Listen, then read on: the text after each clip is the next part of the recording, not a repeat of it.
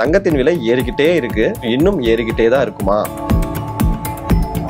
நிறைய பேர் கவனிச்சிக்காத ஒரு செய்தியை நான் இப்போ சொல்றேன் உங்களுக்கு. சைனா அவங்க ஆவரேஜா ஒரு வருஷத்துல வாங்கக்கூடியது வந்து ஒரு 5000 கிலோ தங்கம். 2025ஆம் வருஷம் மட்டுமே 40,000 கிலோ வாங்கியிருக்கு. அடேங்கப்பா. சைனா மட்டுமே இவ்வளோ குவிக்கும் பொழுது மற்ற நாடுகள் எவ்வளோ குறிச்சிருப்பாங்கன்றதை பாருங்க. டாலரோட மதிப்பு வந்து குறைய வாய்ப்புகள் இருக்கு. கோல்டு ETF உலகத்திலே $17 பில்லியன் வந்து இந்த வருஷம் வந்திருக்கு.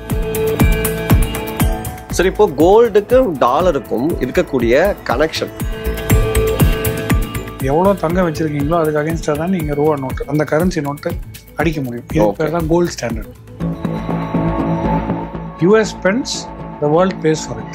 அவங்க செலவு பண்ணிட்டே இருப்பாங்க, பிரச்சனை கிடையாது. தேவைன்னா ட்ரெஸரி பாண்ட் அடிப்பாங்க. ஸோ நம்ம அவங்க ட்ரெஸரி பாண்ட் வாங்கும்போது அவங்களுடைய கடன் பிரச்சனைக்கு நம்ம தான் காசு கொடுக்கணும். ஆனா நம்ம என்ன நினைக்கிறோம், US வந்து ரொம்ப வல்லரசு நாடு. இப்போ இந்த டாரிஃப் வார்லாம் வந்த உடனே சைனாவும் ஜப்பானும் சேர்ந்து அதை விற்க ஆரம்பிச்சாங்க. அந்த வித்த பணத்தை தங்கத்துல மாத்திருக்காங்க. லம்சம் போட்டு திடீர்னு ஏறிச்சுப்பா இறங்கிச்சுப்பா அதெல்லாம் ட்ரை பண்ணி நாசமா போனாங்க. இப்போ சில்வர் மார்க்கெட்ல இருக்கிறாங்க. மக்களும் முதலீட்டாளர்களும் என்ன பண்ணணும்? வாங்கி குவிக்கணுமா? வணக்கம் சார். வணக்கம் கார்த்திக் சார். ஆக்சுவலி நம்ம வழக்கமாக opening bell show share market பற்றி பேசுவோம். டெய்லி மார்னிங் பெல் ஷோவில் பார்த்தீங்கன்னா FII, ஏஷியா மார்க்கெட்டு, தங்கம், வெள்ளி எல்லாமே வந்து ஸ்பெஷலாக பேசுவோம். ஸோ இன்னைக்கு இந்த எபிசோட் முழுக்க தங்கத்தை பற்றி மட்டுமே பேசலாம் அப்படிங்கிற ஒரு ஐடியா சார். ஏன்னா எங்கே பார்த்தாலுமே வந்து மக்களுடைய கேள்வி, தங்கம் விலை ஏறுமா, தங்கம் விலை ஏறுமா, இன்னும் ஏறிட்டே தான் இருக்குமா, இறங்குறதுக்கு வாய்ப்பே இல்லையா அப்படின்ற ஒரு முன்முடியோடைய அந்த கேள்வியும் அவங்க முன்வைக்கிறாங்க. சரி, இப்போ நம்ம பேசிட்டு இருக்கிறது பார்த்தீங்கன்னா அக்டோபர் 24. நம்ம கோவிட் டைமில் எடுத்துக்கிட்டோம்னு வச்சுக்கோங்களேன். 2020 அக்டோபர் 24 எடுத்துக்கிட்டோம் அப்படின்னா 4722 சார் ஒரு கிராம் 22 கேரட். ஸோ இப்போ பார்த்தீங்கன்னா 11,520 இன்னைக்கு ரேட்டு. ஸோ 6,818 ரூபாய் விலை வித்தியாசம் அப்படிங்கிறது ஒரு கிராமுக்கே இருக்கு. நீங்க குறிப்பிட்டு சொல்ற மாதிரி பர் அவுன்ஸ் அப்படிங்கிறது அப்போ $2,000 கிட்டத்தட்ட இருந்தது. இப்போ பார்த்தீங்கன்னா $4,116 அப்படிங்கிறது ஒரு தோராயமாக வர்த்தகம் ஆயிட்டு இருக்கு. ஸோ இப்போ விலை வித்தியாசங்கிறது பயங்கர ஏற்றத்தை சந்திச்சிருக்குங்கிறது தெரியுது இந்த டேட்டாவை வச்சு. ஸோ மக்கள் கேட்கக்கூடிய கேள்விதான் அதே கேள்வி. தங்கத்தின் விலை ஏறிக்கிட்டே இருக்கு, ஸோ இன்னும் ஏறிக்கிட்டே தான் இருக்குமா அப்படிங்கிறது தான் சார். தங்கத்தோடைய விலை வந்து முக்கியமான நேரத்துங்க, அதாவது கிரைசிஸ் நேரங்களில், அது எந்த விதமான கிரைசிஸாக இருக்கட்டும், அது வந்து ஹிஸ்டாரிக்கலாக நீங்கள் கோவிட் மட்டும்தான் பேசியிருக்கீங்க. பட் கோவிடுக்கு முன்னால் 2006 குளோபல் ஃபினான்ஷியல் கிரைசிஸ் இருக்குது. அதுக்கு முன்பதாக 1980 ஆயில் கிரைசிஸ் இருக்குது. ஸோ இந்த ஒவ்வொரு நேரங்கள்லேயுமே தங்கத்தோடைய விலை, அது அவுன்ஸ் லெவலாக இருந்தாலும் சரி, அவுன்ஸ் நீங்கள் வேறு கிராம் லெவலில் பார்த்தாலும் சரி, ஒரு ஏற்றமும் ஒரு தாழ்ச்சியும் சந்தித்த ஒரு காலகட்டங்கள் இதெல்லாம் அப்படின்றத நம்ம கூறலாம். So lesson to learn, economic crisis இல்லை ஃபண்டமெண்டல் சேலஞ்சஸ் இல்லை ஜியோ பொலிட்டிக்கல் சேலஞ்சஸ் வந்து உலக அளவில் வரக்கூடிய சூழலில் தங்கத்தோடைய விலை ஏறுவது என்பது வரலாற்றில் நமக்கு இன்னஃப் எக்ஸாம்பிள்ஸ் இருக்குது. ஒவ்வொன்றும் ஒவ்வொரு மாதிரி காரணமாக இருக்கும். இப்போது ஆயில் கிரைசிஸ் வந்து அது ரஷ்யா வந்து ஆப்கானிஸ்தான் இன்வேஷன், ஈரான் வந்து அந்த பிரச்சனை பண்ணது 1980. அப்போ வந்து இது வந்து ஏறக்குறைய ஒரு $600-700 வரைக்கும் போன ரேஞ்ச் இருக்குது. அங்கேருந்து ஒரு வீழ்ச்சியை சந்திக்கும் பொழுது, அந்த 1999 டைம்லலாம் வீழ்ச்சியை சந்திக்கும் பொழுது ஒரு 9 இயர்ஸ் கழிச்சு ஒரு 50% வீழ்ச்சியை நம்ம பார்த்துருக்கோம். First lesson. மறுபடியும் அடுத்தது 2006 பார்க்குறோம், குளோபல் ஃபினான்ஷியல் கிரைசிஸ். மறுபடியும் தங்கத்தை வந்து புஷ் பண்ணி அந்த $1,000 அப்படின்ற ஒரு லெவலுக்கு டெஸ்ட் பண்ணுறாங்க. ஃபர்ஸ்ட் டைம் $1,000 பர் அவுன்ஸ் அப்படின்ற லெவலில் டெஸ்ட் ஆகக்கூடிய லெவல். பட் அது வந்து 2004லேருந்து 2008-09 வரைக்குமே அந்த புஷ் இருந்தது. ஏன்னா அந்த டைமில் குளோபல் ஃபினான்ஷியல் கிரைசிஸ், டாலரோட மதிப்பு வந்து குறைஞ்சது நமக்கு தெரியும். ஸோ அதனால alternative value as a hedge அப்படின்றது பெரிய அளவில் யூஸ் பண்ணக்கூடிய ஒரு நேரம் அந்த 2006 ஒரு ஆரம்பம். அதுலேருந்து ஒரு வீழ்ச்சி, இன்ஃபேக்ட் ஒரு வீழ்ச்சியை சந்தித்தது நம்ம பார்க்கணும். இன்ஃபேக்ட் 2007-08 பார்த்தீங்கன்னா it drop very drastically, almost 50% drop. $780-800 $353 வந்துச்சு. மறுபடியும் அங்கேருந்து வந்து ஒரு $1,000 கிட்ட போனதை நம்ம பார்க்கணும். இது வந்து 2006. ஸோ இந்த ஏற்ற இறக்கம் விழும்போது பெரிய அளவில் வீழ்ச்சியை சந்திக்கிறதையும் நம்ம பார்க்கிறோம். மறுபடியும் நீங்கள் கூறக்கூடிய அடுத்த $1000 இலக்கை தாண்டுவது என்பது கோவிட் டைம்ல உலக பூரா ஒரு கிரைசிஸ். என்ன நடக்கும் ஏது நடக்கும் நமக்கெல்லாம் அதை இப்போ வாழ்கின்ற மக்களுக்கு வந்து இது ஒரு புதுமையான ஒரு விஷயமா இருந்தது. லாக்டவுன்னா என்ன, எக்கனாமிக் சேலஞ்சஸ் எப்படி இருக்கும். ஆட்டோமேட்டிக்காக திரும்பியும் கோல்டு வந்து சென்ட்ரல் பேங்க்ஸ் மட்டும் இல்லை, எல்லாருமே கோல்டு இன்வெஸ்ட்மெண்ட் வந்து அதிகரித்து டாலரோட வேல்யூ குறைவதையும் நம்ம பார்க்குறோம். அதே சமயத்தில் குவான்டிடேட்டிவ் ஈஸிங் இந்த மாதிரி நிறைய சேலஞ்சஸ் இருந்ததுனால அந்த $1000 2007-10 அந்த பீரியட்ல இருந்தது. $2000 per ounce ஆகுது வந்து கோவிட் டைம்ல தான். $1000 ஏற்றம் ஒரு அவுன்ஸுக்கு வந்து 10 வருஷம், 10 ஆண்டு காலத்துக்கு அப்புறம் தான் கோவிட் டைம்ல அது $2000 தாண்டி இருக்கு. திருப்பியும் அந்த $2000 to $3000 வருது எப்போ 2023-24 தான் ரஃப்லி பார்த்தீங்கன்னா. இந்த டைமில் வரும்பொழுது நம்ம ட்ரம்ப்போடைய டாரிஃப் இதெல்லாம் ஸ்டார்டிங் இந்த பேச்சுவார்த்தைகள்லாம் துவங்கி அந்த பேச்சுவார்த்தை நடக்கிற டைம் ஜான்வரி அதுலேருந்து. ஸோ 2025 நீங்கள் எடுத்து பார்த்தீங்கன்னா ஜான்வரி டு ஆகஸ்ட் ஏறக்குறைய நீங்கள் பார்த்தீங்கன்னா அந்த $3300 to $3500 ஸ்டாட்டிக்காக இருக்கக்கூடிய ஒரு காலகட்டம். ஓகே, பெரிய ஏற்றம் எதுவுமே நடக்கல. ஏற்றம் அந்த 3400 4300 லைஃப் டைம் ஆகி போனது வந்து ஆகஸ்ட் டு செப்டம்பர் அந்த ஒரு மாத காலத்தில் வந்திருக்கக்கூடிய ஏற்றம். அந்த டைமில் புதுசாக என்ன நடந்திருக்கு, புதுவிதமான என்ன கிரைசிஸ் வந்திருக்கு. யூக்ரைன் முடியவில்லை, டாரிஃப் வந்து இன்னும் அதிகரித்து இப்போ கச்சா எண்ணெய் மீது புதுசாக டாரிஃப் போட்டதும் சைனா மேலே அந்த ட்ரேட் டாக்ஸ் வந்து முடியாத ஒரு தொடர்கதையாகவே போய்கிட்டு இருக்கிறதையும், அதே சமயத்தில் பலவிதமான மற்ற எக்கனாமிக்கலி ஃபண்டமெண்டல் சேலஞ்சஸ் வந்து சந்தையில் இருக்கக்கூடியதை நம்ம பார்க்கணும். சந்தையில் ஃபெடரல் ஷட் டவுன் யூஎஸ்ல இதெல்லாமே சேர்ந்து பிளஸ் யூஎஸோட டோட்டல் டெட் அவங்களோட நேஷனல் கடன் 38 trillion தாண்டுவதையும் நம்ம பார்க்கிறோம். இப்படி இருக்கும்பொழுது US டாலருடைய பிளஸ் இன்ட்ரெஸ்ட் ரேட் கட்டு வரப்போகுதுன்ற ஒரு பேச்சு. ஸோ அப்படி இருக்கும்பொழுது டாலரோட மதிப்பு வந்து குறைய வாய்ப்புகள் இருக்கிறது ஒன்று. இரண்டாவது, டாலருக்கு ஆல்டர்னேட்டிவா நம்ம ஒரு ஹெட்ஜ் வைக்க வேண்டும், வரக்கூடும் வரலாம் அப்படின்ற ஒரு எதிர்பார்ப்பும் சந்தைகளில் ஒரு பேச்சுவார்த்தை இருக்கு. இப்படி இருக்கும் பட்சத்தில் வேல்யூ ப்ரிசர்வேஷன் எப்படி நம்ம பண்ண போகிறோம், அந்த வேல்யூ அந்த லாஸ் வந்து வரக்கூடாது. வேல்யூ ப்ரிசர்வ் பண்ணோம்னா அதுக்கு தங்கம் தான். தங்கத்தோடைய பிரைமரி யூட்டிலிட்டி அதுதான். ஹெட்ஜ் அகேன்ஸ்ட் இன்ஃப்ளேஷன், ஹெட்ஜ் என்ற வார்த்தை ப்ரொடெக்ஷன் அப்படின்றது தான் அதோட வேல்யூ. அதுக்கு பொறுத்து மீதி இருக்கிறதா நம்ம நகைக்காக பயன்படுத்துகிற மொழியே. நகை ஃபர்ஸ்ட், ஹெட்ஜ் செகண்ட் கிடையாது. ஹெட்ஜ் ஃபர்ஸ்ட், நகை second. Okay okay. So utility பார்த்தீங்கன்னா ஒரு சிம்பிள் உதாரணத்துக்கு சொல்கிறேன். தங்கமும் வெள்ளியும் நீங்கள் ஈக்குவலண்ட்டாக பார்த்தீங்கன்னா தங்கத்தோட யூட்டிலிட்டி எப்படின்னா ஆல்மோஸ்ட் 60 to 70% ஆர் மோர் வந்து ஹெட்ஜில் இருக்கும். 30 to 40% ஆஃப் மைண்ட் கோல்டு தான் ornaments and other utility, coin கீனு இதெல்லாம் பண்ணுறது, ரைட்டா. சில்வர் வெள்ளி நீங்கள் எடுத்து பார்த்தீங்கன்னா 65% வரைக்குமே இண்டஸ்ட்ரியல் யூஸ், 35% தான் யூட்டிலிட்டிஸ் அண்ட் ஹெட்ஜ் வேல்யூன்னு சொல்கிறது 30. ஸோ அந்த இன்வர்ஷன் பார்த்துருக்கீங்களா, கோல்டோட பிரைமரி யூட்டிலிட்டியாக அதுதான். ஸோ அப்படி இருக்கும் பட்சத்தில் இந்த பிரச்சனைகள் அதிகரிக்கும் பொழுது, அச்சம் அதிகரிக்கும் பொழுது வேல்யூ ப்ரிசர்வேஷன் அப்படின்ற ஒரு ஃபண்டமெண்டல் ரீசனுக்காக தங்கம் வாங்கிக்கொண்டது. ஸோ 2025 முக்கியமான சில நிகழ்வுகள் நம்ம பார்க்க போனோம்னா நிறைய பேர் கவனிச்சிக்காத ஒரு செய்தியை நான் இப்போ சொல்கிறேன் உங்களுக்கு. ஃபார் இன்ஸ்டன்ஸ் சைனா, அவங்க ஆவரேஜாக ஒரு வருஷத்தில் வாங்கக்கூடியது வந்து ஒரு 5000 கிலோ தங்கம். 2025 மட்டுமே 40,000 கிலோ வாங்கியிருக்காங்க. அடேங்கப்பா. தட் மீன்ஸ் 400 ஆவரேஜா வருஷத்துக்கு 5000 வாங்கிட்டு இருந்தவங்க 40,000 கிலோ, 500 tons 400 tons 400 tons தங்கம் வாங்குறதுக்கு அவங்களுக்கு என்ன, நமக்கு தெரியாத என்ன உண்மை அவங்களுக்கு தெரியுது. நான் ஏற்கனவே அவங்க கச்சா எண்ணெய் ரிசர்வ் வந்து பண்றதை ஆல்ரெடி நம்ம ஒரு தடவை பேசியிருக்கோம். இப்போ தங்கத்தையும் வந்து இவ்வளோ பெரிய அளவு ஒரு அரசாங்கம் வாங்குவது என்பது நிறைய பேர் வந்து கவனிச்சிருக்க மாட்டாங்க. திஸ் இஸ் பிசிக்கல் ரிசர்வ், ஹெட்ஜா வந்து வாங்குறது. அப்போ இவங்க மட்டுமே இவ்வளோ வாங்கும்போது ஆட்டோமேட்டிக்காக நீங்கள் மற்ற ETF எல்லாமே சேர்ந்து ப்ரைஸஸ் வந்து எப்படி இருக்கும்ன்றதே நீங்கள் யோசிச்சுக்கலாம். கரெக்ட், யோசிச்சுக்கலாம். ஏன்னா டாரிஃப் பிரச்சனைகள் அவ்வளோ, இது பிரச்சனை இன்னும் பெருசாகி கொண்டே போகிறது என்றதே அவங்களுக்கும் தெரியுது. ஒருவேளை ஐசோலேட் பண்ணி சைனா மீது இன்னும் சாங்ஷன்ஸ் போட்டு ரஷ்யா மீது பண்ணுற மாதிரி சைனா மேலே பண்ணிட்டோம்னா எப்படி இது பேலன்ஸ் பண்ணுறது, எப்படி அவங்களோட எக்கானமி வேல்யூ ப்ரிசர்வ் பண்ணுறதுன்றதுக்கு தான் இருக்கலாம். அதை தவிர்த்து அவங்களுக்கு தெரியாத உண்மை என்றது எனக்கு என்ன தெரியாது. பட் இந்த பையிங் பேட்டர்ன் வந்து எனக்கு கணக்கு தெரியுது.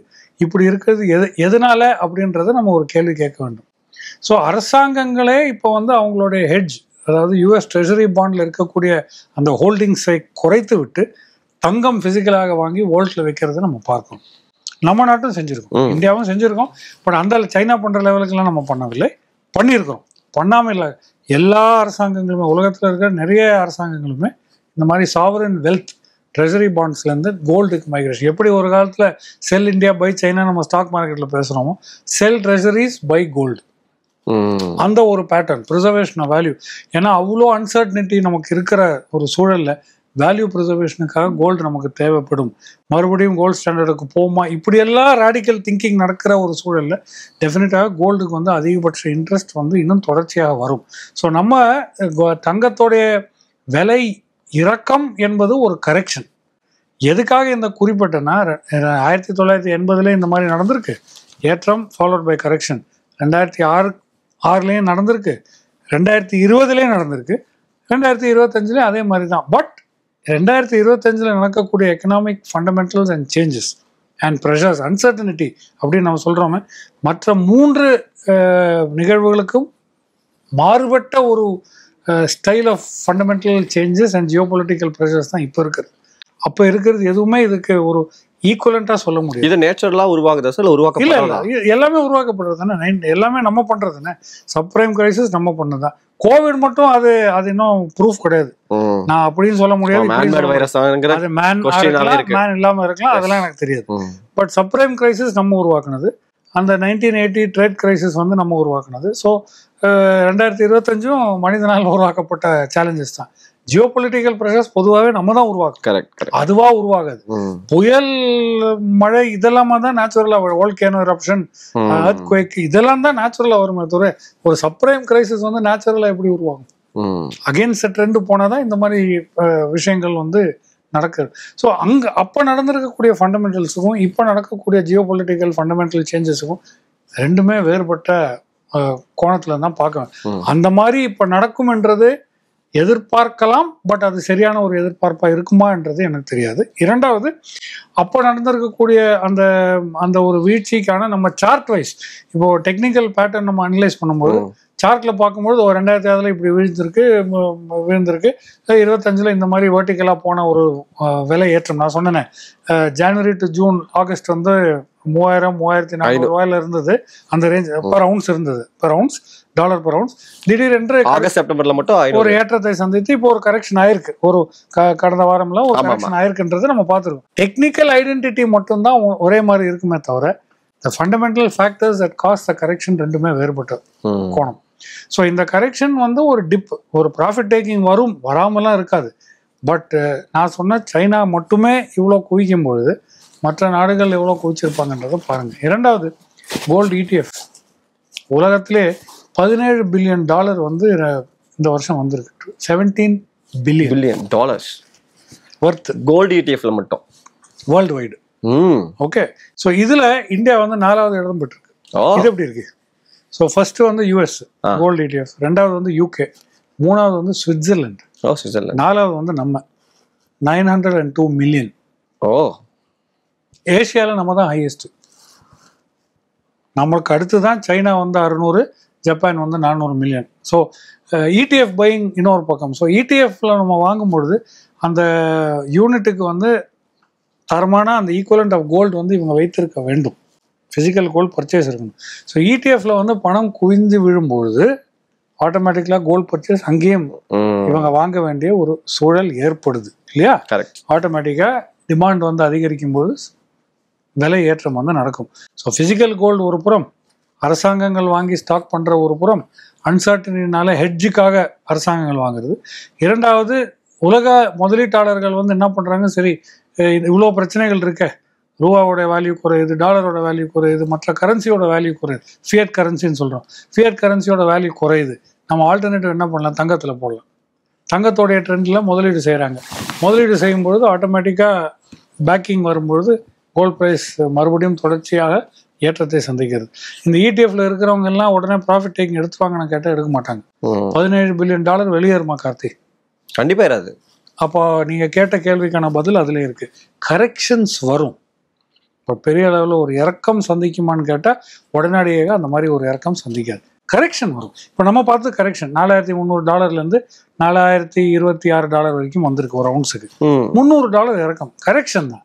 உடனடியாக நம்ம ஆளுங்க வந்து பேனிக் நம்ம எஸ்ஐபி நிறுத்துறாங்களே ஆமா ஆமா ஆமா அது மாதிரி நான் உடனே வெளியேறேன் அப்படி கிடையாது. நீங்க லாங்கர் டேர்ம் ட்ரெண்டு அப்படின்னு எதிர்பார்த்தீங்கன்னா இது தொடர்ச்சியாக நடக்கும். ஏன்னா ட்ரம்ப்னு ஒருத்தர் அங்க இருக்காருல்ல, ஏதோ ஒண்ணு செஞ்சுட்டு தானே இருப்பாரு. அவர் இருக்கிற வரைக்கும் தான் விலை ஏறுமா சார்? அப்படி சொல்ல முடியாது. அவரால் விலையேற்றம் இன்னும் வேகம் அடைஞ்சிருக்கு இல்லையா?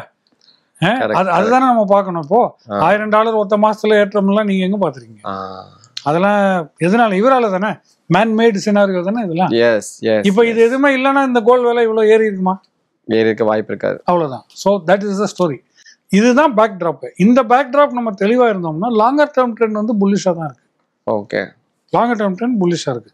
ஸோ நம்ம வந்து இது எவ்வளவு தூரம் போகும், 10,000 போகுமா 20,000 அப்படி ஒரு அந்த மாதிரி ஒரு இரேஷனலான பதில் நம்மளால சொல்ல முடியும். ஒரு வருஷத்துக்கான அவுட்லுக் வேணா பேசலாம். அது வந்து குளோபல் அனாலிசிஸ் மற்ற ஃபெபனாச்சி எக்ஸெட்ரா எக்ஸெட்ரா ப்ரொஜெக்ஷன்ஸ் பேசும்பொழுது என்ன சொல்றாங்க, இது வந்து 4,900 $5,000 ஒரு அவுன்ஸுக்கு வந்து 2026 கடைசிக்குள்ளாக போய் செல்ல வாய்ப்பு இருக்கிறது, பாசிபிள் அப்படின்றாங்க. டாலர் டீபேஸ்மெண்ட், அதாவது டாலரோட வேல்யூ குறைய கோல்டோட விலை ஏறும். இங்கேருந்து அவ்வளோ தூரம் போகின்ற. ஸோ ஆல்ரெடி 4,300 நம்ம பார்த்துட்டோம். 4,900ன்றது இன்னும் $600 ஒரு அவுன்ஸுக்கு ஒரு ஏற்றம். இது 2026 முடிவு டிசம்பர் வரைக்கும் ஒரு ஃபோர்காஸ்டாக பேசப்படுகிறது. இது உறுதியாக இருக்குமான்னு என்கிட்ட கேட்கக்கூடாது, இருக்கலாம். இப்போ நடக்கிற சூழலில் பிரச்சனைகள் இப்போ சீக்கிரம் முடிஞ்சுன்னு வைங்க, இது எப்படி நடக்காமல் இருக்குன்ற ஒரு காரணமும் சொல்கிறேன். திடீரென்று ட்ரேட் டேரிஃப் வந்து முடிஞ்சிச்சு. யூஎஸ் சைனாவாக இருக்கட்டும், இந்தியா யூஎஸ்ஆ இருக்கட்டும், பிரச்சனை முடிஞ்சிச்சு. ரஷ்யா யூக்ரைன் பிரச்சனை முடிஞ்சிச்சு. அங்கே வந்து இந்த போட்டிருக்கிற சாங்ஷன் எடுத்துட்டாங்கன்னா automatically geo political situation change, risk perception குறையும். அப்போ ரிஸ்கியர் அசெட்ஸுக்கு வந்து பணம் நீங்கள் தங்கத்தில் போட்டு லாக் செய்யக்கூடிய அந்த ஹெட்ஜ் மணி இருக்கு இல்லையா, அந்த ஹெட்ஜ் மணி பூராவும் இன்னும் ரிஸ்கியர் அசெட்ஸ் லைக் ஸ்டாக்ஸுக்குள்ளார நுழையும் போது தங்கத்துடைய விலை இன்னும் டீப்பர் கரெக்ஷன் வருகின்ற வாய்ப்பு இருக்கிறது. தற்போதைய நிலைமைக்கு நம்ம க்ளோசஸ்ட் சப்போர்ட் லெவல் பார்க்குறதா இருந்தால் 2025 அந்த ஃப்ளாட்டாக இருந்த ஒரு ரேஞ்ச் இருக்குல்ல, ஜான்வரி டு ஜூலை ஆகஸ்ட் வரைக்குமே $3,100 $3,500, அதுதான் இப்போதைக்கு best support level. Okay, so வீழ்ந்தால் 4,026 பார்த்துட்டோம், அதெல்லாம் சப்போர்ட் லெவலாக கிடையாது. ஏன்னா இப்படி இருக்கிற சார்ட் வெர்டிக்கல் லைன் அது ஆல்மோஸ்ட். இதில் போய் சப்போர்ட் ரெசிஸ்டன்ஸ்லாம் நம்ம ப்ரொஜெக்ட் பண்ண முடியாது. ஸ்ட்ராங்கஸ்ட் சப்போர்ட்ன்றது 3,500. ஸோ பெரிய அளவில் ஒரு வீழ்ச்சி, இந்த பிரச்சனைகள்லாம் முடிஞ்சு தங்கத்துடைய விலை ஒரு அவுன்ஸுக்கு இறங்குமானால் இந்த லெவலுக்கு வருகின்ற வாய்ப்புகளும் இருக்கிறது. பட் போக போக அவ்வளோ தூரம் இறங்குமான்றதெல்லாம் வெயிட் பண்ணி பார்க்கணும். ஆல்ரெடி சொல்லிட்டேன், இப்போ நடக்கிற ஜியோ பொலிட்டிக்கல் ஃபண்டமெண்டல்ஸும் 2006 1980ன்றதுக்கான சம்மந்தமே இல்லாமல் தான் இருக்கிறது. எக்ஸாம்பிளாக தான் சொன்னேன் தவிர அப்படி தான் இது இப்படி இருக்குன்றது நம்ம டெஃபினட்டாக சொல்ல முடியும். So we are entering into a new trading cycle with respect to gold. Okay sir. சரி, இப்போ ஜியோ பொலிட்டிக்கல் டென்ஷன் இந்த காரணங்களால அரசாங்கம், மக்கள், வர்த்தகர்கள் தங்கத்தை வந்து வாங்கி வச்சுக்கிறாங்க. ப்ரொடெக்ஷன் அப்படின்னு நீங்க ஒரு வார்த்தையை பயன்படுத்தினீங்க. அது எதை குறிக்குது? பாதுகாப்புங்கிறது தங்கம் அப்படிங்கிறத, அந்த தங்கத்தை வச்சுட்டு என்ன பண்ணலாம்னு யோசிப்பாங்க அந்த இடத்துல. அதுதான் எல்லாமே வா எதுவுமே பண்ண மாட்டாங்க கார்த்தி. இப்போ 200 நீங்க வந்து அதை வச்சு ட்ரேடிங் நடக்குமா? Back to old era? இல்ல, அப்படியெல்லாம் கிடையாது. இப்போ ட்ரேடிங்ன்றது இல்ல. எதுக்காக இப்போ தங்கம் வாங்குறதுன்றதா நீங்க ஃபண்டமெண்டல் கேள்வி. அதுதான் எதுக்கு நான் என்ன பண்ண போறாங்க? அதான் நீங்க மக்கள் வாங்கி வைக்கிறாங்க, கடன் வாங்கிக்கிறாங்க, சம்திங் ஏதோ அதை வச்சு அவசர தேவைக்கு பயன்படுத்துறாங்க. அது வந்து ஒரு லெவலுக்கு பண்றவங்க. ஆமா, ஒரு குறிப்பிட்ட தேவைக்கான பண்றதுக்கான ஒரு ஒரு ஒரு முறை. பட் 40,000 கிலோ எல்லாம் வாங்கி வைக்கிறது எதுக்காகனா ப்ரொடெக்ஷன். திடீரென்று ஒருவேளை இப்போ கரன்சி இன்ஸ்டெபிலிட்டி சந்தையில் வந்துச்சுன்னு வைங்க, பெரிய அளவுல யூஎஸ் ட்ரெஷரி வித்தது வந்து சைனாவும் ஜப்பானும் தான் உலக நாட்டுகள்ல 25ல. அப்படி இருக்கும் பட்சத்தில் ஆல்டர்னேட்டிவா அந்த ட்ரெஷரி யூஎஸ் ட்ரெஷரி பாண்ட்ஸ் வித்தா பணம் வரும். அந்த பணத்தை என்ன செய்யணும்? எந்த அசெட்ல போட போகணும்? ஸ்டாக்ல போட முடியாது. தங்கத்துல போட்டுருங்க. எதனால தங்கத்துல போட்டுருங்க? அதோட விலை ஏறிச்சு. அப்போ யூஎஸ் ட்ரெஷரியை விட அதிக லாபம் வந்து ஃபர்ஸ்ட் ஆஃப் ஆல் அவங்க பெற்றிருக்காங்க. இந்த தங்கத்தை எடுத்து வித்தாங்க. தங்கத்துக்கு என்னைக்குமே டிமாண்ட் இருக்கும்ல கார்த்திக். அவங்க வித்தாலும் வாங்குறதுக்கு ஆள் இருப்பாங்க, அவங்க வாங்குறதா இருந்தாலும் விற்கிறதுக்கு ஆள் இருப்பாங்க.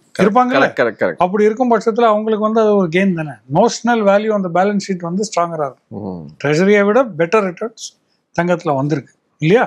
So first value protection. அதே இது ஒரு அரசாங்கத்துல இருந்து நம்ம ஒரு ஹை நெட்வொர்த் இன்வெஸ்டர் பார்க்கும்போது அதே கதி தான் வாங்கும். Instead of putting money in bonds, instead of putting money in stocks, இப்போ 70-80% 60% ரிட்டர்ன்ஸ்லாம் தங்கம் கொடுத்துருக்குன்னா எந்த ஸ்டாக் மார்க்கெட் இவ்வளவு தூரம் உங்களுக்கு ரிட்டர்ன்ஸ் கொடுத்துருக்கு? இந்த வருஷம் பார்த்தீங்கன்னா 6-7% தான், அண்டர் 10% தான் நம்ம ஸ்டாக் மார்க்கெட், 60% கோல்டு. ஸோ ஜான்வரியிலேருந்து ஆகஸ்ட் வரைக்கும் செப்டம்பர் வரைக்கும் நீங்கள் இன்வெஸ்ட் பண்ணி உட்காந்துருந்தாலே இப்போ இறக்க விட்டுருங்க, $300 இறங்கிச்சு இல்லைன்னு சொல்ல, அந்த உட்காந்து சும்மா ETF போட்டு உட்காந்தாலே you would have gain at least 50-60%. 50% ஏறி இருக்கும்ல. அந்த ரிட்டர்ன் கம்பேரிசன் வேற எங்கே கிடைக்கும். ஸோ என்ன செய்கிறாங்கன்னா அதான் செய்கிறாங்க. ஹையஸ்ட் ரிட்டர்ன்ஸ் கொடுத்துருக்கக்கூடியது தங்கமும் வெள்ளி தான் இந்த வருஷம். அஃப்கோர்ஸ் பிளாட்டினம் நம்ம இன்வெஸ்ட் பண்ண முடியாது, ஸோ அதுக்குள்ளே நம்ம நுழைய வேண்டாம். But ideally this is how the story. So அந்த ப்ரொடெக்ஷன், அந்த ஹெட்ஜ், அந்த வேல்யூவை சேஃப், என்னோட முதலீடு, அதாவது ஒரு $1000 வச்சு நான் ஒரு பொருளை வாங்குறேன், இல்லை $1000 வைக்கிறேன், $1000 தங்கம் வாங்குறேன். அந்த $1000 வாங்கக்கூடிய தங்கத்தோடைய விலை வந்து உயர்ந்திருக்கு. ஒரு 3 வருஷமோ 4 வருஷமோ வாட் எவர் இட் இஸ் நீங்கள் எடுத்துங்க, நீங்கள் சொல்கிற டைம் பீரியடே எடுத்துங்க. அந்த $1000 ரூபா நோட்டா வச்சிருக்கக்கூடிய வேல்யூ வந்து குறைஞ்சிருக்கும் அந்த டைம் ஃப்ரேம்ல. ஏன்னா இன்ஃப்ளேஷன் ப்ரெஷர் வரும், எக்ஸ்சேஞ்ச் ரேட் மாறி இருக்கும், 1000 பிரச்சனைகள். ஸோ ஈக்குவலண்டா பார்க்கும்போது erosion in that physical has happened. Whereas இந்த கோல்ட் மாதிரி ஒரு அசெட்ல போடுறதுனால நமக்கு வந்து டெஃபினட்டா ஒரு ஏற்றத்தை சம்பவம். ஸோ ப்ரொடெக்ஷன் ஆஃப் வேல்யூ தான். அதனால இருக்கிற காசு எல்லாத்தையும் எடுத்து நான் தங்கத்துல போடுவான்னு கேட்டா செய்யக்கூடாது. நான் எப்பவுமே சொல்றேன், அசெட் அலோகேஷன்ல ஹையர் வெயிட்டேஜ், இது ஆல்ரெடி நம்ம பேசியிருக்கோம் சொல்லிட்டீங்க. நீங்க வெயிட்டேஜை வேணா கூட்டலாம், பட் அது மட்டுமே நீங்க வச்சிருக்கணும்ன்றது நான் சொல்லுவேன். 10-90 வச்சிருக்கிறதுக்கு பதிலா 40-16 வைங்க, நீங்க ஃபிகர் சொல்லிருக்கீங்க. அவ்வளவுதான். That is the outlook. சரி, இப்போ தங்கம் வந்து இப்போ 40,000 கிலோ வாங்குறாங்க, மற்ற நாடுகள் நிறைய வாங்குறாங்க, நாமளும் வாங்கி வைக்கிறோம், எல்லாம் ஓகே. இப்போ பணத்தை அச்சிட்டு சர்க்குலேஷன்ல விடும்போது பணவீக்கத்துல அடி வாங்கும், அது வந்து இந்திய பொருளாதாரத்தை பாதிக்கும் அப்படிங்கறதெல்லாம் எல்லாருக்கும் தெரிஞ்ச விஷயம் தான். ஸோ இப்போ இதை வந்து தங்கம் வாங்கி வைக்கிறதுக்கு நம்ம கிட்ட என்ன தடையா இருக்கு? பணம் நம்ம கிட்ட இருக்கு, வாங்குறோம், இல்லைனாலும் நம்ம அதை உருவாக்கி கொண்டு வாங்கலாம் தானே, தங்கத்தை வாங்கி வைக்கலாமா? இது ஒரு சில்லி கேள்வியா கூட இருக்கலாம். உங்களுடைய பதில், இதோடைய பின்னாடி ஒரு விஷயம் இருக்குங்கிறது எனக்கு. அதாவது நம்ம கரன்சியை பிரிண்ட் பண்றோம், பிரிண்ட் பண்ற கரன்சியில வாங்குறோம். நீங்க என்ன கரன்சி பிரிண்ட் பண்ண முடியும்? ரூபா நோட்டு தான். ஆமா, அது நம்ம டாலர் பை பண்ணி நம்ம அதுல மூலமா டாலருக்கு நிகரா நீங்க வாங்கணும். மோர் கரன்சி இன் சர்க்குலேஷன் வந்தாலே M3 M4 circle, M1 M2 M3 M4 currency RBI report பார்த்தா உங்களுக்கு தெரியும். அதில் கரன்சி இன் சர்க்குலேஷன் கூடும்பொழுது இப்போ எதனால நம்ம டிஜிட்டல் இந்தியாக்குள்ள மாறி இருக்கோம்? டிஜிட்டல் பேமெண்ட் சிஸ்டம் எதுக்காக நம்ம கொண்டு வந்துருக்கோம்? பேப்பர்லெஸ் தான். பேப்பர்லெஸ் மட்டும் இல்லை, கன்வீனியன்ஸ் மட்டும் கிடையாது. ஆனால் அந்த மணி இன் சர்க்குலேஷன் குறைக்கணும் என்ற ஒரு எண்ணிக்கையில் தான். அதுதான் அவுட்லுக்கே. ஃபிசிக்கல் கேஷ் டிரான்சாக்ஷனை வந்து குறைக்கணும். ஓகே, ஸோ இந்த physical cash transaction புஷஸ் inflation higher. Okay, notes இன் சர்க்குலேஷன் பொதுவாக கரெக்டா. அதனால தான் நம்ம ஜிபே இருக்கட்டும், பீமா இருக்கட்டும், வாட் எவர் நீங்கள் என்ன ஒரு digital form of currency transaction நடந்தாலும் that is the idea. So நீங்கள் அச்சடிக்கலாம். அச்சடிக்கும் பொழுது என்ன நடக்குதுன்னா அதுக்கு ஒரு பேஸே கிடையாது உங்களுக்கு. யார் வேணால் எவ்வளோ நோட் வேணால் அடிக்கலாம், அடிக்கிறத பற்றி தப்பு இல்லை. அடித்து சர்க்குலேஷனில் விடுவீங்க. இதனால யாருக்கு பாதிப்பு? நமக்கு தான் பாதிப்பு. ஏன்னா நம்மளோடைய பண வீக்கம் கூட போகுது. கூட போகும்பொழுது வேல்யூ ஆஃப் த கரன்சி வந்து ஆட்டோமேட்டிக்காக குறையும். ஏன்னா கரன்சி இன் சர்க்குலேஷன் கூடும்போது இட் ட்ராப்ஸ். அப்போ we end up paying more dollars, more rupees to a dollar. இப்போ 88 இருக்கிறது அது 90-92 மாறும். ஓகே, ஸோ அதனால இப்போ என்ன சாதிச்சிங்க? ஸோ டாலருக்கு டிமாண்ட் அதிகமாகும் போது அது விலை ஏறும். அப்படின்னு டாலருக்கு டிமாண்ட், நீங்க டாலர்ல தான் வாங்க முடியும். ஆமா ஆமா, இன்டர்நேஷனல் மார்க்கெட்ல நீங்க வாங்கும்பொழுது, புல்லியன் வாங்கும்பொழுது USD-ல தானே வாங்க முடியும். கூடுதல் ரூபா கொடுத்து நீ USD வாங்கணும், அந்த USD கொடுத்து தங்கத்தை வாங்கணும். இதுதான் நமக்கு பிரச்சனை. ஓகே, இதுக்கு என்ன பண்ணலாம்? நீங்க ஃபிக்ஸ்ட் கரன்சி பேரா வைங்க. இப்போ UAE மாதிரி நாடுகள்லாம் என்ன பண்றாங்க, சைனா கூட என்ன பண்றாங்க, ரின்மின்பி அவங்களோட கரன்சி வந்தால் ஃபிக்ஸ்ட் ரேட் தான், ஏதோ ஒரு ஃபிக்ஸ்ட் ரேட். இப்போ 3.36 அகேன்ஸ்ட் US டாலர். UAE போனீங்கன்னா அதுதான் எக்ஸ்சேஞ்ச் ரேட். பல வருஷமா இங்கே தான் இருக்கு. அது US டாலர் 150 என்னுக்கு போனாலும் சரி, 70-80 அவன் மாற்றவே மாட்டான். 3.36 திரம்ஸ் டு டாலர் ஏறக்குறைய அந்த ரேஞ்சில் தான் இருக்கும். ஓகே, இதே மாதிரி சைனாவும் ஃபிக்ஸ்ட் ரேட்லாம் வச்சிருக்காங்க. ரின்மின்பி வர்சஸ் USD வந்து ஃபிக்ஸ்ட் ரேட் தான். அது இன்டர்நேஷனல் ரேட். நம்ம வந்து அட்மினிஸ்ட்ரேட் கரன்சியா வச்சிருக்கிறோம் எங்கேருந்தோ, ஏன்னா எக்ஸ்போர்ட்டுக்காக. ஏன்னா எக்ஸ்போர்ட் பொருட்கள் எல்லாமே US டாலர்ல இருக்கு. ஸோ புரியுதா உங்களுக்கு? ஓகே, ஸோ நமக்கு வந்து எக்ஸ்போர்ட் மார்க்கெட்ல காம்படிட்டிவா இருக்கணும், நம்ம கரன்சி குறைஞ்ச விலையில இருக்கணும். ஓகே ஓகே ஓகே, அதனால இப்படி பண்ணியிருக்காங்க அப்படின்னு நான் நினைக்கிறேன். எங்கேருந்து எங்கே வந்திருக்கோம் கார்த்தி? நீங்கள் கோவிட்ல வந்து தங்கத்தோடைய விலையை பேசுனீங்க. கோவிட் டைம்ல US டாலர் அகேன்ஸ்ட் ருபி வந்து எங்க இருக்குன்னு உங்களுக்கு புரிஞ்சிருக்கும். ஆமா, இப்போ எங்க இருக்குன்னு பாருங்க. அந்த டிபேஸ்மெண்ட் தான் இந்த சேஞ்ச் இன் பிரைஸ் ஏறக்குறைய வந்திருக்குன்றது நான் சொல்லுவேன். ஸோ நம்மளும் ஏன் ஃபிக்ஸ்ட் ரேட்ல பண்ணக்கூடாது? எக்ஸ்போர்ட்டர் பாதிக்கும். இதுதான் மெயின் அப்ப 48-50 இருந்துச்சா சார் கோவிட் டைம்ல? கோவிட் டைம்ல அதை விட 60 தாண்டி இருக்கும். ஓகே, 60-70 கிட்ட இருந்திருக்கும். இப்போ நம்ம 87 89 88ல இருக்கோம். அந்த ரேஞ்சில் இருக்கும். 87 to 88 இருக்கும். ஸோ அங்கேயே வந்து நமக்கு லூசிங் வேல்யூ இல்லையா? சரி, இப்போ கோல்டுக்கும் டாலருக்கும் இருக்கக்கூடிய கனெக்ஷன் அதை பத்தி பேசுவோம். இப்போ தங்கத்தை வந்து டாலரை கொடுத்து தான் வாங்குறோம் அப்படிங்கிறது இருக்குல்ல. ஸோ இப்போ டாலர் விலை குறையும் போது தங்கம் விலை ஏறுறது, தங்கம் விலை குறையும் போது டாலர் மதிப்பு உயர்வது அப்படிங்கிறதுல என்ன கனெக்ஷன்ஸ் இருக்கு? ஒன்றும் இல்லை கார்த்திக், இது வந்து ஹிஸ்டாரிக்கல் பேக்ரவுண்டு போனோம். அதாவது 1944 பிரெட்டன் வுட்ஸ், அதுக்கு முன்னாலேயும் ஹிஸ்ட்ரி இருக்கு. 1944 பிரெட்டன் வுட்ஸ் அக்ரிமெண்ட் அப்படின்றது நீங்கள் ஒரு கோல்டு ஸ்டாண்டர்ட் கொண்டு வந்தாங்க. எவ்வளோ தங்கம் வச்சுருக்கீங்களோ அதுக்கு அகேன்ஸ்டாக தான் நீங்கள் ரூபா நோட்டு, மீன்ஸ் அந்த கரன்சி நோட்டு அடிக்க முடியும். இது பேர் தான் கோல்டு ஸ்டாண்டர்ட். சரி, இந்த கோல்டு ஸ்டாண்டர்ட் வந்து பிரெட்டன் வுட்ஸ் அக்ரிமெண்ட்டில் கொண்டு வந்தாங்க. 1971-72 நினைக்கிறேன். ரிச்சர்ட் நிக்சன் அமெரிக்கன் பிரசிடெண்ட்டாக இருந்தார். அவர் என்ன சொன்னார், கோல்டு ஸ்டாண்டர்ட்லாம் ஒரு மண்ணும் தேவையில்லை, நாங்கள் வந்து ரிமூவ் பண்ண போகிறோம், நாங்கள் அந்த ஸ்டாண்டர்டை விட்டு வெளியில் வரோம், எங்களுக்கு எவ்வளோ நோட்டு தேவையோ நாங்கள் வந்து நோட் அடிக்க போகிறோம். சரி, ஆர்பிட்ரேட் டிசைட் பண்ணி ரிச்சர்ட் நிக்சன் வந்து ஒரு முடிவு சொல்லிட்டாரு. ஸோ அந்த பிரெட்டன் வுட்ஸ் அக்ரிமெண்ட் வந்து காணாமல் போச்சு. அதனால என்ன நடந்துச்சுன்னா, யூஎஸ் டாலர் வந்து அப்போலேருந்து தான் வேர்ல்டு ரிசர்வ் கரன்சியாக மாறுது. வேர்ல்டு ரிசர்வ் கரன்சியாக போகும்போது எல்லா வித நாடுகளுமே இந்த யூஎஸ் டாலருக்கான இம்பார்ட்டன்ஸ் வந்து கொடுக்க ஆரம்பிச்சிருக்கு. ரைட்டா? ஏன்னா யூஎஸ் டாலர் வாங்கி வைக்கணும், ரிசர்வ், எந்த ஒரு பொருள் வாங்கினாலும் விற்கணும். வேர்ல்டு ரிசர்வ் கரன்சின்னு அதான் அர்த்தம். இப்போ இன்டர்நேஷனல் மானிட்டரி ஃபண்டாக இருக்கட்டும், வேர்ல்டு எக்கனாமிக் ஃபோரமாக இருக்கட்டும், எல்லாமே கடன் வாங்குறது, நாடுகள் கடன் வாங்குவாங்கல்ல IMF மூலமா, அது எல்லாமே யூஎஸ் டாலர் டினாமினேட்டட் தான். ஓகே, ஏஷியன் டெவலப்மெண்ட் பேங்க் அது கடன் வாங்குறது யூஎஸ் டாலர்லாம் கொடுப்பான். ஸோ அப்படி இருக்கும் பட்சத்தில் வேர்ல்டு ரிசர்வ் கரன்சின்றது அந்த மாதிரி தான் ஃபார்ம் ஆயிருக்கு. So world reserve currency US dollar ஆன உடனே கமாடிட்டி வாங்குதல் விற்குதல் உலகம் பூரா கமாடிட்டி ட்ரேடிங்காக இருக்கட்டும் எல்லாமே யூஎஸ் டாலர் டினாமினேட்டட் ஆயிடுச்சு. சரி, ஸோ இப்படி இருக்கும் பட்சத்தில் it automatically became a common conversion pair. Every currency had an exchange rate with US dollar and US dollar had a pairing gold. அதுதான் இப்போ கோல்டு அடிப்படையில் தான் நோட் அடிக்கணுன்றதை நினைக்கக்கூடாது. நம்ம நாடும் கிடையாது, எந்த நாடுமே கிடையாது. அந்த ஸ்டாண்டர்ட்லாம் போய் பல ஆல்மோஸ்ட் 40-50 இயர்ஸுக்கு மேலே ஆயிடுச்சு. 50 இயர்ஸ் மேலே இருக்கும். ஓகே, 70 அங்கே 30 இங்கே 20 50 வருஷத்துக்கு மேலே ஆச்சு இந்த ஸ்டாண்டர்ட்லாம் போய். யாருக்கு வேணாலும் எவ்வளோ நோட் வேணாலும் நீங்கள் அடிச்சுங்க, கோல்டு ஸ்டாண்டர்ட்லாம் கிடையாது. ஆனால் ரிசர்வாக நீங்கள் வந்து உங்கள் ட்ரெஷரியில் வந்து நீங்கள் வச்சுருக்கீங்க. ஒருவேளை கரன்சி பிரச்சனைகள்லாம் வந்தால் இந்த தங்கத்தோடைய வேல்யூ வந்து உயர்ந்து கொண்டே இருக்கு. அது நம்ம ஒரு ப்ரொடெக்ஷனாக இருக்கும். அப்படி அதனால தான் உலகத்தில் இருக்கிற எல்லா அரசாங்கங்களுமே யூஎஸ் ட்ரெஷரி பாண்ட்ஸ் வந்து வாங்கினாங்க. ஓகே, இன்னொரு முறை அது இன்னொரு கோணத்துலேருந்து நம்ம எப்படி பார்க்குறோம்னா Karthi, US spends the world pays for it. Okay, ஏன்னா அவங்க வந்து செலவழிச்சிட்டே இருப்பாங்க. ஏன்னா அவங்க தான் வேர்ல்டு ரிசர்வ் கலாச்சாரம், அவங்க செலவு பண்ணிட்டே இருப்பாங்க. பிரச்சனை கிடையாது, தேவைன்னா ட்ரெஷரி பாண்ட் அடிப்பாங்க. AAA ரேட்டிங் கொடுத்துருக்காங்க. அது உலகத்தில் இருக்க எல்லா அரசாங்கமும் அந்த நோட். ஸோ நம்ம அவங்க ட்ரெஷரி பாண்ட் வாங்கும்போது அவங்களுடைய கடன் பிரச்சனைக்கு நம்ம தான் காசு கொடுக்கணும். ஆனா நம்ம என்ன நினைக்கிறோம், யூஎஸ் வந்து ரொம்ப வல்லரசு நாடு. நான் முதல்ல இருந்தா சொல்றேன் கிடையாது, அந்த ட்ரெஷரி பாண்ட் வாங்குறவன் தான் பணக்காரன். ஓகே, ஓகே, கரெக்ட் தானே? அவனோட கடனை நம்ம ஃபண்ட் பண்றோம். ஓகே, நம்ம இல்ல, நம்மள மாதிரி எல்லா நாடுகளும். கரெக்ட் தானே? அப்போ சைனாவா இருக்கட்டும், ஜப்பானா இருக்கட்டும், ட்ரெஷரி பாண்ட் ஹோல்ட் பண்ண ஆரம்பிச்சாங்க. ஏன்னா அது ஒரு செக்யூரிட்டி மாதிரி. பெரிய அளவு ஹோல்டிங் அவங்ககிட்ட இருக்கு, நிறைய ஹோல்டிங், சைனா ஜப்பான். இப்போ இந்த டாரிஃப் வார்லாம் வந்த உடனே சைனாவும் ஜப்பானும் சேர்ந்து அதை விற்க ஆரம்பிச்சாங்க. அந்த வித்த பணத்தை தங்கத்துல மாத்திருக்காங்க.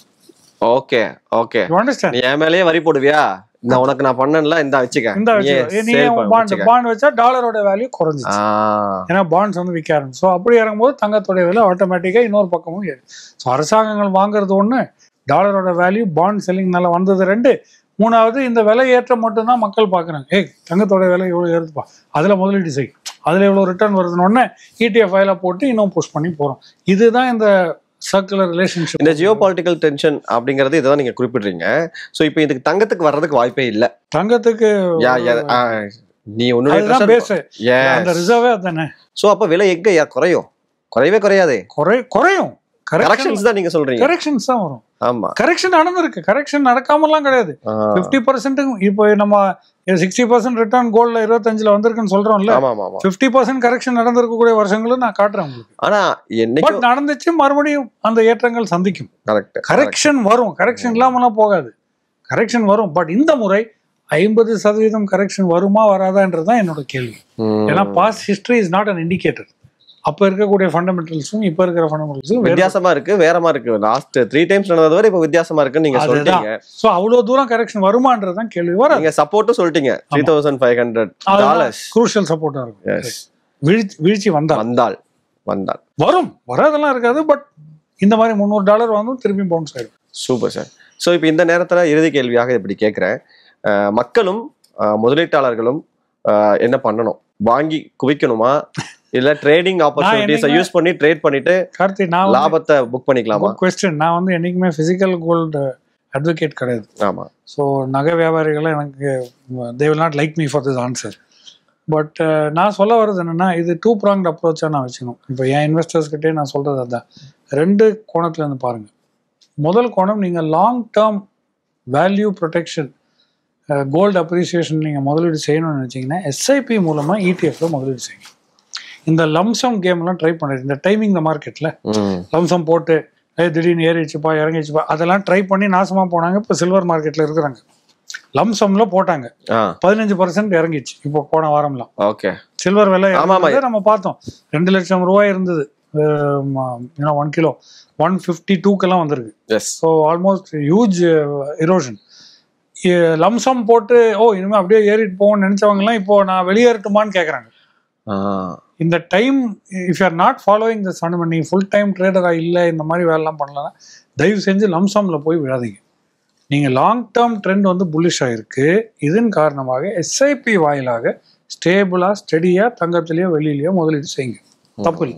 This will write the long term trend. எப்படி ஈக்விட்டி போடுறீங்களோ அதே போல் அங்கே எஸ்ஐபி மாடல் பண்ணுங்க. நீங்கள் இல்லை நான் ப்ரைஸ் அப்ரிசியேஷன்லேயும் ஆக்ஷன் பார்க்கணும் அப்படின்னு நீங்கள் நினச்சிங்கன்னா எம்சிஎக்ஸ் கமாடிட்டியில் வந்து ட்ரேட் பண்ணுங்க. ஸோ ஒரு புறம் லாங் டேர்ம் ட்ரெண்டுக்கு எஸ்ஐபி மூலமாக போடுங்க, இன்னொரு புறம் உங்களுடைய அந்த ட்ரேடிங் ஆனிமலை உங்களுக்கு வந்து தீனி போடணும்னு நினச்சிங்கன்னா எம்சிஎக்ஸ் கோல்டில் வந்து ட்ரேட் பண்ணுங்கள். 4 விதமான கான்ட்ராக்ட் இருக்குது. Gold petal, gold leaf, gold 10, gold mega contracts இருக்குது. மார்ஜின் கட்டி நீங்கள் ட்ரேட் பண்ணுங்கள். இப்போ எம்சிஎக்ஸ் கூட மார்ஜின் ஏற்றிருக்காங்க. ஸோ நீங்கள் ப்ரைஸ் அப்ரிசியேஷன் இப்போ இன்னைக்கு நாளைக்கு இப்போ ஏற்றம் சொல்கிறோம்ல, 4026 ஒரு ரவுண்ட்ஸ் வந்துச்சு, மறுபடியும் 4130 ஏறிடுச்சு அப்படின்னு சொல்கிறோமே, இந்த ப்ரைஸ் மூவ்லாம் உங்களுக்கு இடிஎஃப்ல ரிஃப்ளெக்ட் ஆகிறதுக்கு பெனிஃபிட் வராது, டைம் ஆகும். நீங்கள் எஸ்ஐபி மாடலை ஆனால் லாங் டேர்ம் புல்லிஷ்னு நம்ம ஆல்ரெடி தெரியுது இல்லையா? இப்போ சைனா எதுக்காக 40,000 கிலோ வாங்கி வச்சிருக்காங்க? இதுக்கெல்லாம் கேள்விக்குறியாவே நம்ம மனசு இருக்கும். யோசிச்சு பார்க்கும்போது ஏதோ ஒன்று நமக்கு தெரியுது. அப்படி லாங் டேர்ம் புல்லிஷாக இருக்கும்பொழுது எஸ்ஐபி வாயிலாக அங்கே டிரைவ் பண்ணுங்க. ட்ரேடிங் இன்ஸ்டிங்க்ட் இருக்கா, இந்த ப்ரைஸ் மூவ் நான் பிடிக்கணும்னு நீங்கள் நினச்சிங்கன்னா ஒரு குறிப்பிட்ட தொகையை எம்சிஎக்ஸ் கமாடிட்டியில் வந்து ட்ரேட் பண்ணுங்க. அதில் வந்து சேஃபாக பண்ணுங்க. எல்லாத்தையும் லம்சம் டைம் பண்ணி அங்கேருந்து ஓடி இறக்கணுன்னு அங்கே தூக்கி இங்கே போடுறது இதெல்லாம் ட்ரை பண்ணாதீங்க. அது எஸ்ஐபி வாயிலாக போகணும், ட்ரேடிங்காக வச்சுக்கணும். I think this should be the correct ratio to do this. Sir, இப்போ மக்கள், இப்போ சாதாரண மக்களுக்கு இப்போ நீங்கள் சொன்ன ஆன்சர் வந்து புரிஞ்சிருக்கும், பட் அவங்களுக்கு மெத்தட்ஸ்லாம் தெரியாது. எனக்கு எப்படி பண்ணுறது தெரில, பட் இருந்தாலும் தப்பாக போயிடுமோ, ஒரு புது ஃபோனை வாங்கி அதை செட்டிங்ஸை அமைக்கிறதுக்குள்ளேயே படுறாங்க. ஸோ தப்பாக போயிடுச்சுன்னா, ஃபோன் லாக் ஆயிடுச்சுன்னா திருப்பி சர்வீஸ் சென்டர் ஓட வேண்டியதாக இருக்குது. சம்திங் ஏதோ வேலை நடக்குதுன்னு வச்சுக்கோங்களேன். இந்த மாதிரி இப்போ எம்சிஎக்ஸ் ட்ரேடிங் வெப்சைட்டுக்கு போகணும், இப்போ இதுக்கு போய் புரோக்கரை பார்க்கணும், இதுக்கு வந்து ஒரு அக்கௌண்ட் ஓப்பன் பண்ணணும், இப்படி பல வேலைகள் சாதாரண மக்களுக்கு பண்ணுறதுக்கு முன் வந்தாலும் எவ்வளோ பேர் வருவாங்கன்னு சொல்ல முடியாது. இப்போ பார்த்தீங்கன்னா தங்கம் விலை ஏறுது, சடார்னு ஏறுதுன்னு சொன்ன உடனே தங்க நகை கடைகளுக்கு ஓடி போய் அவங்க வாங்குறது தான் இன்னமும் பார்க்குறோம். இவ்வளோ விலை ஏறி போச்சு, 11,520, 12,600 போயிட்டு வந்துச்சு ஒரு கிராம்.